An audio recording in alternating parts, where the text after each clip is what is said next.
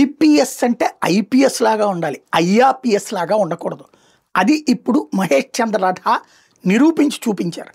వాస్తవంగా ఇంటెలిజెన్స్ చీఫ్లు అంటే నక్సలైట్ల యాక్టివిటీస్ ఏంటి, టెర్రరిస్టుల యాక్టివిటీస్ ఏంటి, దొంగల యాక్టివిటీస్ ఏంటి, అరాచక శక్తుల యాక్టివిటీస్ ఏంటి, రాజకీయ నాయకులు ఎవడన్నా క్రిమినల్ యాక్టివిటీస్ చేస్తున్నారా, రౌడీజాలు చేస్తున్నారా, ఫ్యాక్షనిజం చేస్తున్నారా, లేదా రౌడీలు ఫ్యాక్షనిస్టులు ఏమైనా చేస్తున్నారా, స్మగ్లర్లు ఏమైనా చేస్తున్నారా, ఇట్లాంటి వాటి మీద నిఘా పెట్టాలి. ప్రధానంగా అరాచక శక్తులైనటువంటి నక్సల్స్ తీవ్రవాదుల మీద కన్ను వేయాలి. అది ఇంటెలిజెన్స్ ఉద్యోగం అంటే.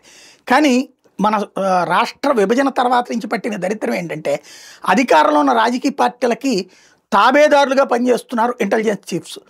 ఏ రాజకీయ నాయకుడికి ఉన్నటువంటి లూప్ హోల్స్ ఏంటి, అధికార పక్షానికి ప్రత్యర్థిగా ఉన్నటువంటి ప్రతిపక్షంలో ఉన్నటువంటి ఎమ్మెల్యేలకు సంబంధించినటువంటి వీక్నెస్ ఏంటి, వాళ్ళు ఎక్కడ తేడా చేశారు, ఎందులో అమ్మాయిలతో సంబంధాలు ఉన్నాయా, లేకపోతే ఏదన్నా వేరే వేరే తప్పులు చేస్తున్నారా, ఆ లెక్కలు ఇచ్చి అది దాని ద్వారా యాక్షన్ తీసుకుంటే తప్పలేదు. కానీ ఆ లెక్కలు అధికార పక్షానికి ఇచ్చి వీళ్ళు వాళ్ళని బ్లాక్మెయిల్ చేయడానికి అవకాశాలు ఇచ్చి తద్వారా వాళ్ళు పార్టీలు మారడానికి మాత్రమే సహకరిస్తూ వచ్చారు తప్పించి అసలు నక్సలిజము టెర్రరిజం గురించి పట్టించుకోలేదు. లేకపోతే విజయనగరంలో టెర్రరిజం ఏంటి, కర్నూలులో టెర్రరిజం ఏంటి, నంద్యాల దగ్గర అరాచకం ఏంటి, ఎస్డిపిఐ పిఎఫ్ఐ లాంటి శక్తులు అరాచకాలు చేయడం ఏంటి ఇలాంటి బోలెడన్ని సంఘటనలు చోటు చేసుకున్నాయి.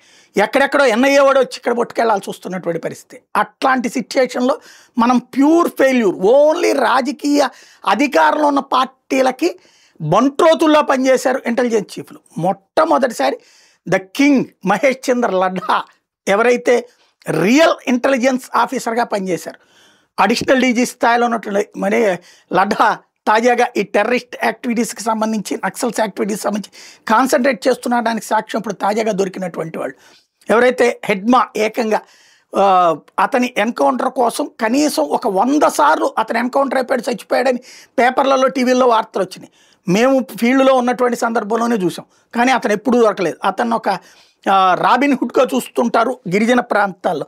ఎందుకంటే గిరిజన ప్రాంతంలో ఒక మారుమూల గ్రామం నుంచి వచ్చినటువంటి కుర్రోడు కావడం, అతను ఆ తర్వాత ఆపరేషన్స్కి మొత్తానికి హెడ్ కావడంతో అతనికి గిరిజన గ్రామాల్లో పూర్తి పట్టుంది. ఎప్పుడు పోలీసులు ఏం చేయలేకపోయారు. పోలీసులు చుట్టుముట్టి ఒక్క నిమిషంలో అరెస్ట్ చేస్తారనగా తప్పించుకుని పారిపోయిన సందర్భాలు అనేకం ఉన్నాయి.